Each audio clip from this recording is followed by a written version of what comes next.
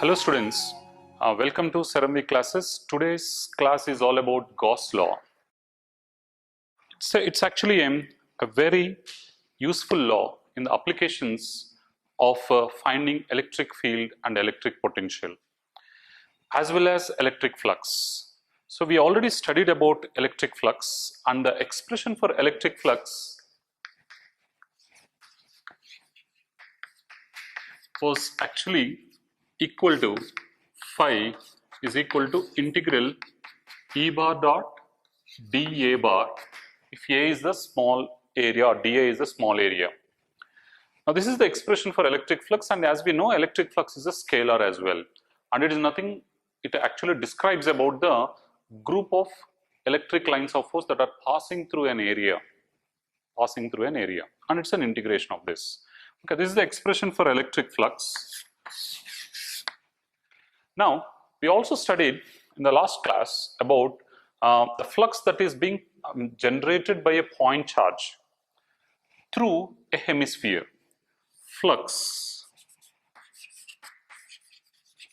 by a point charge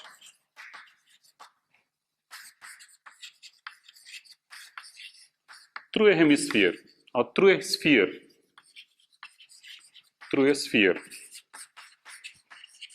So we actually ended up saying phi is equal to Q by epsilon naught. So when we place a charge, which is a point charge, and we have a sphere around it, which is a closed surface, then the flux that is passing through the closed sphere is equal to Q by epsilon naught. That's what we arrived last time. Okay.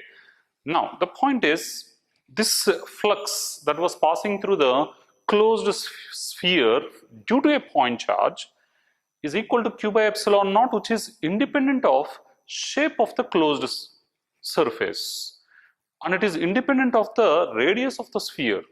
So whatever is the radius, it is the same.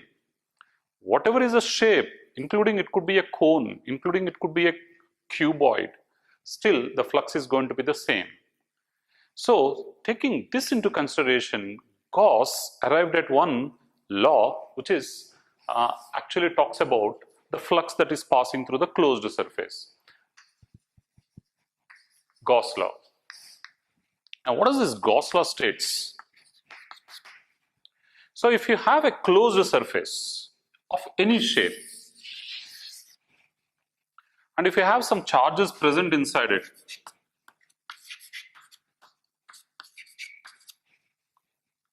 okay, and these charges are going to give out flux.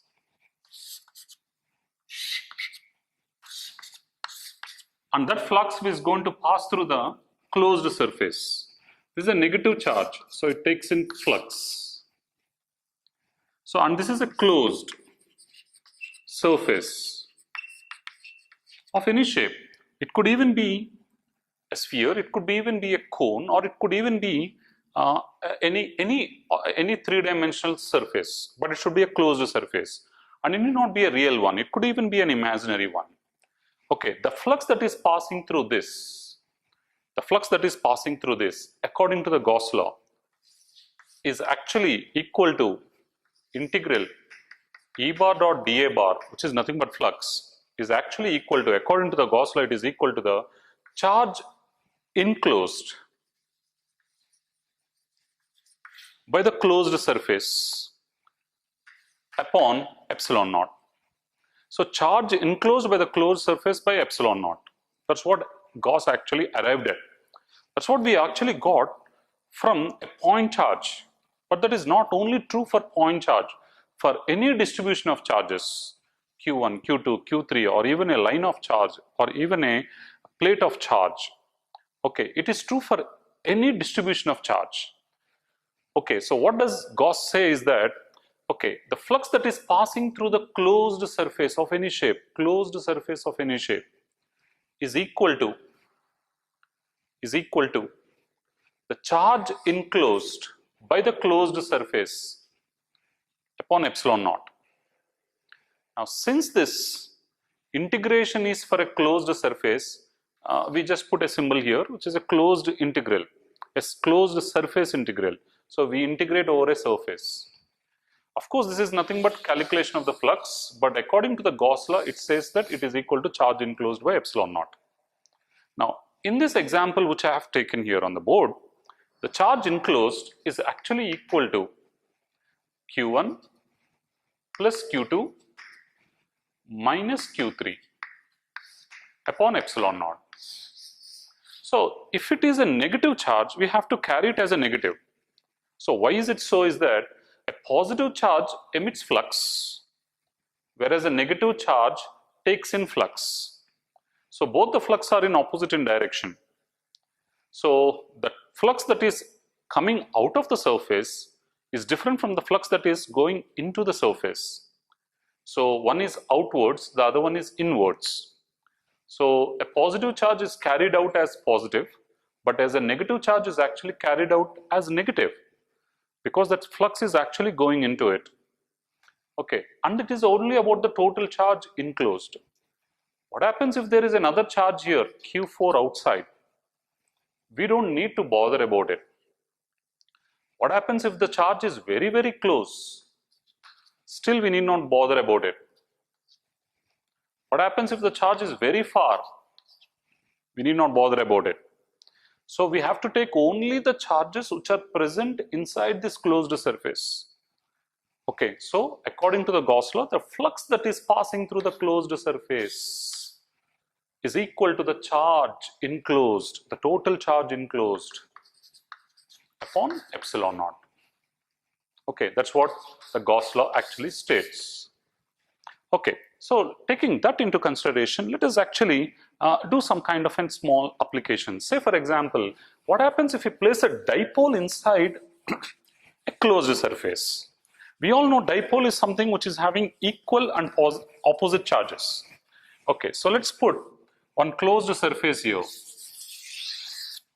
of any shape, and we have a dipole here, plus Q and minus Q. They are separated by certain distance, 2a. Now, what is the flux that is passing through this closed surface? The flux that is passing through the closed surface is equal to total charge enclosed by epsilon naught, and the total charge happened to be equal to plus Q minus Q. So, because one is plus, the other one is minus for a dipole, they are equal and opposite charges separated by certain small distance is what we call it as a dipole. So, the total charge by epsilon naught and the total charge happen to be equal to 0, and hence the flux that is coming out of the closed surface is actually equal to 0. Why is it so? It's because a positive charge emits out flux. At the same time, a negative charge takes in flux.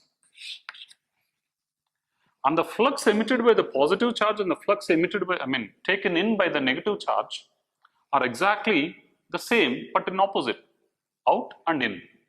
And the total flux is equal to 0. So, the flux emitted by through or passing through a closed surface of any shape which is enclosing a dipole inside is actually equal to 0.